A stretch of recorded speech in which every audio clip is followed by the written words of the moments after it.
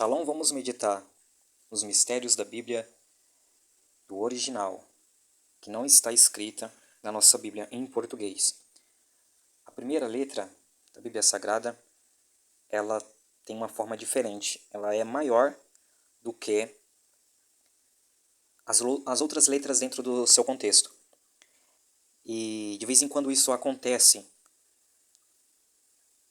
Em algumas letras ficam maiores, ficam menores e existe aí mistérios que o povo israelita, que é o povo do livro sagrado, é o povo da Bíblia Sagrada, eles discutem a respeito destes mistérios, mas eu não vou falar disto, eu vou falar daquilo que eu compreendo. Por exemplo, a primeira letra da Bíblia Sagrada, ela inicia-se de forma maior, não existe letra minúscula e nem letra maiúscula nos idiomas originais bíblicos, mas às vezes existe essa diferenciação de letra, o que nos chama a atenção. E esta primeira letra é a letra de Bereshit. Bereshit significa em princípio, ou por um princípio, que na nossa Bíblia está traduzido como no princípio, no início, vírgula. Esta primeira letra, assim como todas as letras pela Bíblia, elas são tidas tanto como números. Isso aqui não é, vamos assim dizer, uma gematria ocultista ou uma invenção humana. Não, isso é do próprio idioma. Isso aqui é do próprio idioma, inclusive até mesmo a própria Bíblia, ela traz esse sentido. Quando, por exemplo, você vai ver no Salmo de 119, que ao invés dos números, existe ali nas laterais daquele extenso Salmo 119, as letras hebraicas. Aleph, Beit, Gimel, Dalet. Então, ali está posta nos lugares dos números. Por quê? Porque as letras, elas também eram usadas como números. E os números também são usados como letras. E também as letras, elas têm um nome. E também o nome das letras tem o significado, o seu próprio significado. Por exemplo, a letra aqui em questão, que é a primeira letra maior, em destaque do contexto, do livro de Gênesis, capítulo 1, no seu versículo 1, é a letra Beit, de Bereshit, da onde que se inicia a palavra em princípio, por um princípio, no início, no começo. Essa primeira letra maior, que é a letra Beit, significa literalmente casa de, Beit, da palavra Bait, que significa casa. Então a palavra Beit, aí ela está no construto, casa de, mas quando você vai na última letra do livro da lei, que isto é, os 5 primeiros livros da Bíblia, Gênesis, Êxodo, Levítico, Números, Deuteronômio. No último versículo, na última palavra do livro de Deuteronômio, existe lá a palavra Israel. Até então, os profetas, os reis, todos os ofícios e ministérios do povo bíblico era fundamentado na lei de Moisés, era fundamentado na lei de Deus. Eles apenas, durante todo o período, até que eles começaram a escrever os seus próprios livros, que foram os livros dos profetas, e por aí se vai, todos eles eram baseados no livro da lei, ou no rolo da lei. Então, até então, havia o livro chamado Livro da Lei, que era os 5 primeiros livros de Moisés, que é o fundamento de toda a Bíblia Sagrada. Os profetas estão baseados na lei de Moisés. E o Novo Testamento, eles também está baseado no livro da lei de Moisés e nos profetas, que é mais explicado, profundamente mais explicado do livro da lei de Moisés. Então, há uma completitude, há algo que planifica no Novo Testamento com o Velho Testamento. quando nós sabemos que o Novo Testamento, a Nova Aliança, ela é muito superior à antiga aliança. Mas ela não anula de todo a antiga aliança. Ela torna plena, e quando nós vamos ver então que esta primeira letra, que é a letra casa de, juntando-se com esta última letra do livro, do rolo, até então que eles tinham em suas mãos, a última palavra é a palavra Israel, e a última letra é a letra Lamed, que é a letra L, formando aí, desde a última letra, a primeira letra do livro da lei de Moisés, a palavra Lev.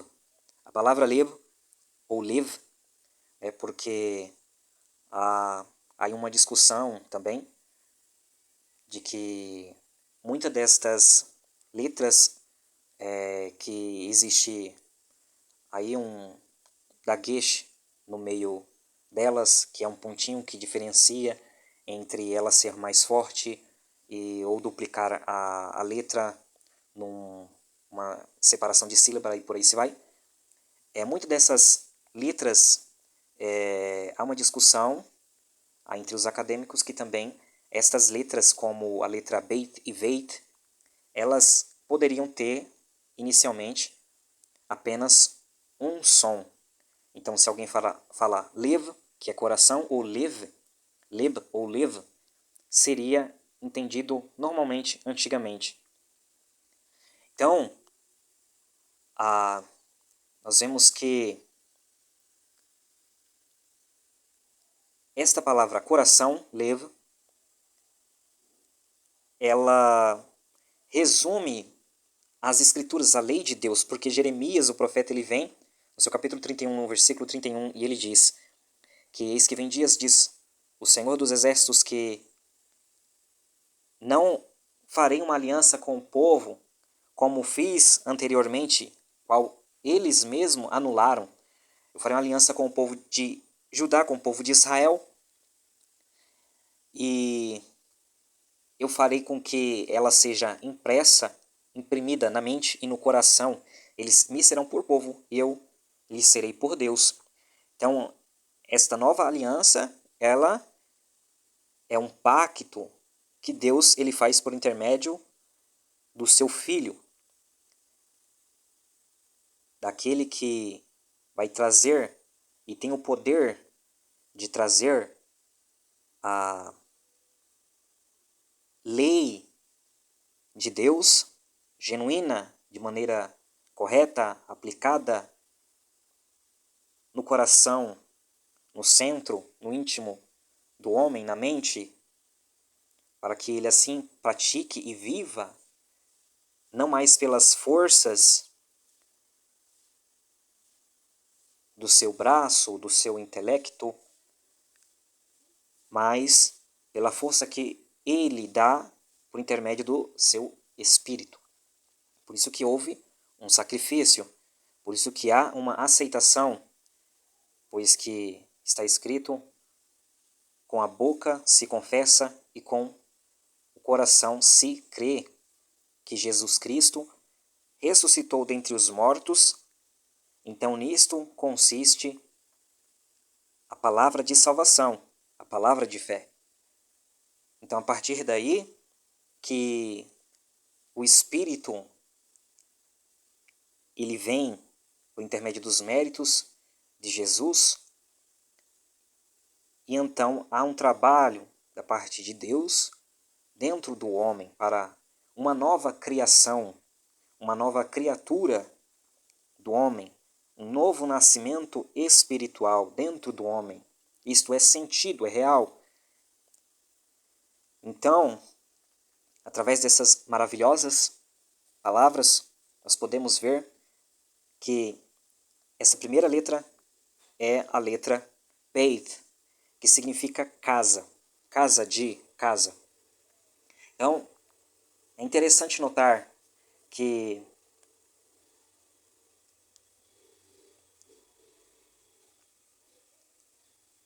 como havia sido escrito realmente a Bíblia em formas ali de figuras e desenhos, nós poderíamos notar que essa primeira letra ela era no formato de uma casa, porque realmente significa casa. Este é o sentido que Deus, ele dando-nos a entender de que ele queria que o homem ele se sentisse bem, a sua maior criação, o homem, o ser humano, o homem e a mulher, ele se sentisse bem, como um homem e uma mulher se sente bem na sua própria casa. Então a finalidade desta palavra era habitar no homem, e era fazer o homem também ser tanto uma morada como também o homem habitar na palavra de Deus, habitar dentro da palavra. Como assim habitar dentro da palavra? Porque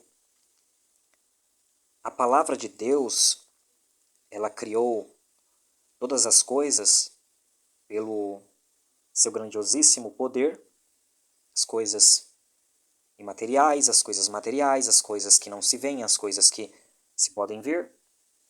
E o homem é uma das criações de Deus, uma das maiores, que é a representatividade da divindade, a imagem e semelhança de Deus na terra. E a vontade de Deus era que, tal como Ele usa da sua palavra para criar, para trazer a existência, para formar o mundo, assim também o homem, na sua representatividade, tivesse essa mesma capacidade em Deus para fazer as mesmas obras, isto por intermédio também de suas próprias palavras. Um dos primeiros mandamentos que Deus dá, ordenanças que Deus dá ao homem, foi chamar os animais, foi nomear os animais, o que para nós pode ser algo interessante, porque a vaca tem um nome de vaca, em outro país vai ter outro nome, em outras nações vai ter outro nome, então há uma diversificação de idiomas e tudo mais. Porém, quando nós vamos ver dentro das Escrituras, né, esta missão que Deus ele dá ali, né, que parece ser algo tão simples ao homem, ao primeiro homem, nós vemos dentro das Escrituras Sagradas a grande sabedoria que Deus já havia embutido na mente, no espírito, no entendimento, na alma do homem, com a linguagem, com o idioma, não somente com isto, mas com toda a capacidade de intelecto, toda a faculdade intelectual que Deus havia dado ao homem, certo? Porque quando nós vemos que os animais, quando nós vemos que então Adão começa a nomear os animais, Adão começa a dar nome às coisas, a tudo, então ele está estudando, ele está fazendo cultura e ele está também atribuindo àquele ser, o lugar, região e etc., algo mais profundo, algo que veio por intermédio de uma busca, de um estudo. Daí entra também a palavra drash, né, que é buscar, e a palavra midrash, que é a palavra estudar, estudo. E quando nós vemos que o homem, então, ele nomeando os animais, ele vai, exemplo, chamar um animal, que é uma ave, de um ser voador. Isto, nos seus atributos, ele vai chamar um animal, né, digamos, um cão, conforme o coração, né, com Kelev, né? Ali a palavra significa conforme e leve coração. Então, o cão, o animal, ele tem esse sentido. Por quê? Porque isso, no entendimento do primeiro homem, né, era o que de fato era. É um animal que se comporta conforme o coração, um animal íntimo e do homem e por aí se vai. Então todos os outros animais eles têm esse sentido, né? Of, né, que é uma ave, por quê? Porque Yofef, porque voa, né? Então tudo tem uma raiz dentro das palavras, né? E revela a natureza, revela aquele ser e por aí se vai. Então, de fato, Deus ali dá uma missão para Adão, que não parece ser lá essas coisas tão interessantes, mas conforme nós vamos mergulhando, nós vamos vendo que a capacidade de intelecto do homem, ela não foi, vamos assim dizer, evoluída, como algumas pessoas pretendem, mas que o homem, ele tinha muito conhecimento. O homem, ele já tinha muita inteligência e nós acabamos herdando tudo isso dos primeiros que realmente eram mais inteligentes do que nós. Nós apenas buscamos e obtemos informações, conhecimento do povo antigo. E se nós, entre aspas, inventarmos alguma coisa adiante, foi porque pegamos também de informações, de conhecimentos dos antigos e unimos e juntamos. Mas, neste sentido, Deus é quem dá a faculdade de intelecto, a faculdade, a capacidade para o homem pensar, para o homem agir. A Bíblia mesmo fala que, até mesmo com respeito à sabedoria que não é terrena, que não pode ser encontrada aqui na terra, que é algo espiritual, que é algo divino, que está com Deus, que está no céu.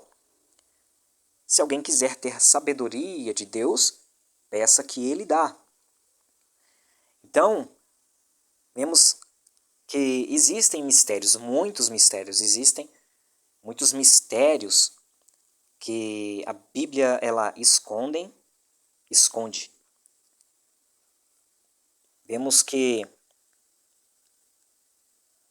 a vontade do Pai Celestial é que a sua palavra ela haja efeito, ela haja como não somente um ser de visitação, mas como um habitante, como alguém que está realmente morando em uma determinada casa, que é a sua casa. Então, dentro de todo o contexto bíblico, nós vamos ver que depois que o homem cai, o ser humano peca e se afasta de Deus, morre espiritualmente, há um caminho de retorno, há um caminho que Deus ele trabalha desde o espírito na subconsciência humana, por intermédio de figuras, por intermédio de símbolos, que dentro das Sagradas Escrituras está revelado. Quando Deus então dá a Moisés a lei, quando Deus então dá a ele as instruções, quando Deus então fala, faz desta forma, deste jeito, trabalha, faz um tabernáculo, trabalha com estes utensílios, faz assim, faz assado, ele está de forma como que em sombras, dizendo o que a luz que já existe, que é o Cristo, que vai resplandecer e que já resplandeceu, vai vir iluminando, trazendo entendimento a toda aquela sombra, toda aquela figura que ele revelou aos teus servos e profetas. Então, existe um caminho de retorno para o homem, existe um caminho que o homem, ele antes caiu, está morto, espiritualmente desligado de Deus espiritualmente e está morrendo aos poucos, fisicamente, até que em um momento ele vai morrer fisicamente. Mas ele vai, se não se voltar a Deus, se arrepender dos seus pecados na pessoa de Jesus Cristo e viver uma vida separada para Deus, ele, morrendo fisicamente, já está morto espiritualmente, apartado de Deus. E essa pessoa vai morrer eternamente.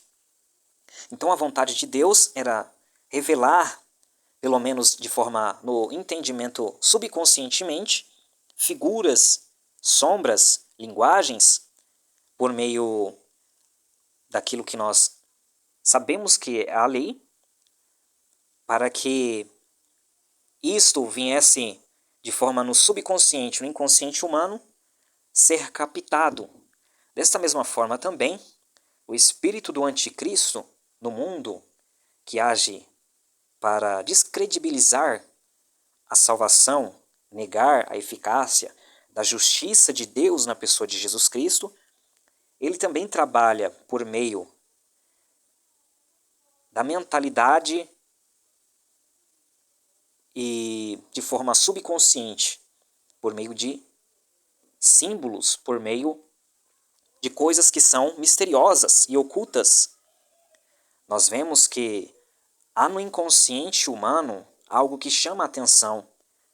Quando, por exemplo, aquela serpente, aquele ser, ele vai conversar com Eva, e Eva, ali então dando ouvidos à serpente, ela começa a então dar lugar a toda sorte de concupiscência que vem, logo não pode entrar no seu ser, mas dentro de si já vem e viu Eva que o fruto ele era bom para dar entendimento, e viu que ele era bom ao paladar, e viu que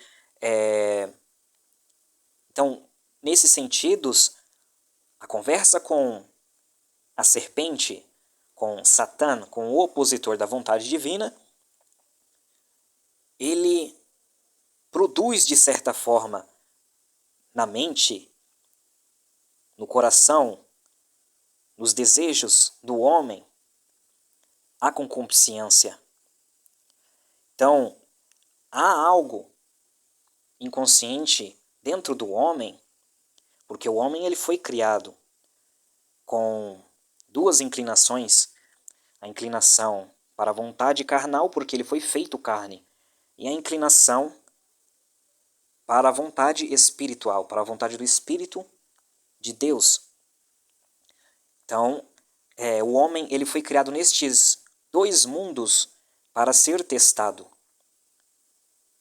E quando nós vemos que a serpente, na conversa com Eva, ela fala justamente aquilo que praticamente todo homem, toda mulher, ele inconscientemente, ele quer. É algo misterioso, é algo da eternidade, do outro mundo, é algo oculto.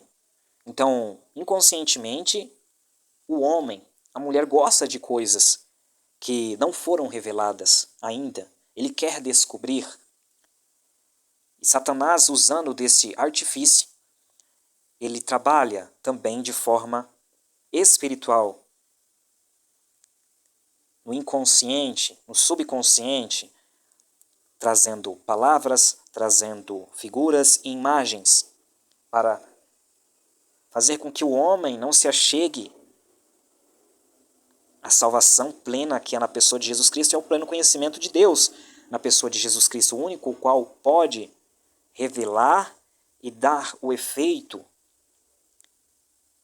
por meio da fé. Vemos então que quando o homem se afastando de Deus, e Deus querendo trazer ele de novo por amor, querendo trazer ele novamente para ter uma vida com ele, e então, ao partir deste mundo físico que é temporário, ele eternamente viva com o seu Criador, porque para isso também foi um dos propósitos da criação do homem. Deus não quis, Deus não quer que o homem se perca, eternamente, mas que ele o sirva, que ele o ame e o adore, e que também receba deste amor eterno, incondicional, grandiosíssimo da parte de Deus para com o homem.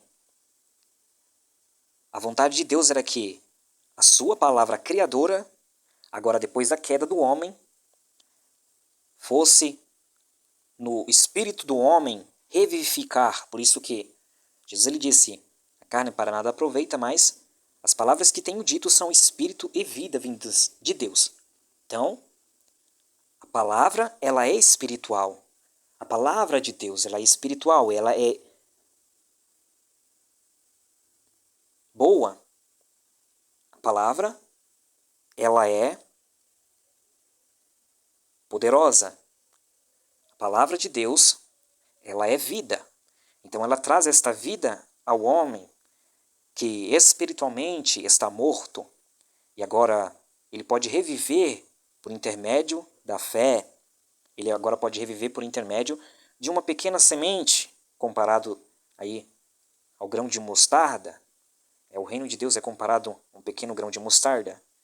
Então, o reino de Deus vindo pela pessoa do rei Jesus, que veio como também uma das pequenas menores sementes, mas que quando esta semente ela cai na terra, ela morre, ela tem que morrer, ela tem que se abrir debaixo da terra para que então surja uma das maiores árvores, que é o reino de Deus.